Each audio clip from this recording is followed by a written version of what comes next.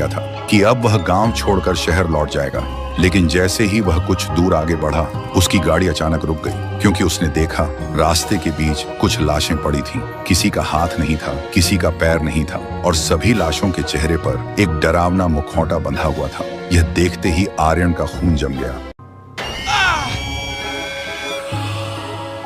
यह नजारा देख के आर्यन की नींद पूरी तरह से उड़ चुकी थी। उसे अब समझ आ गया था यह कोई साधारण आत्मा नहीं है। देखते ही देखते 1 हफ्ता बीत चुका था। आर्यन ने फैसला कर लिया था कि अब वह गांव छोड़कर शहर लौट जाएगा।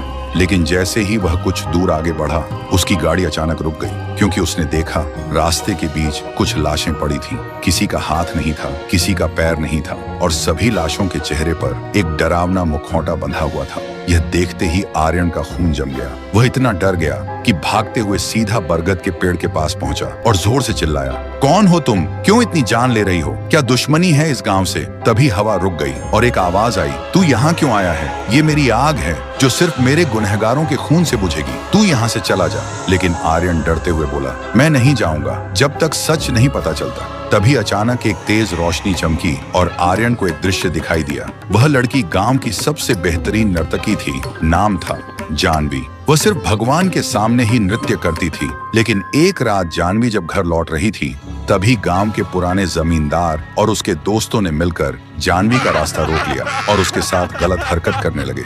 जब जानवी ने उनका विरोध किया और सबको सच बताने की धमकी दी, तो उन दरिंदों ने जानवी का चेहरा जला दिया और उसके चेहरे पर एक मुखौटा बांध दिया ताकि कोई उसे पहचान न सके, और फिर जिंदा उसे उस बरगद के पेड़ से लटका दिया। लेकिन मरने से पहले जानवी ने श्राप दिया था, जिस गांव ने मेरी चीख सुनकर भी अपनी आंख और कान बंद रखे, मेरे खून का हिसाब तुम्हारी आने वाली नस्लें चुकाएंगी।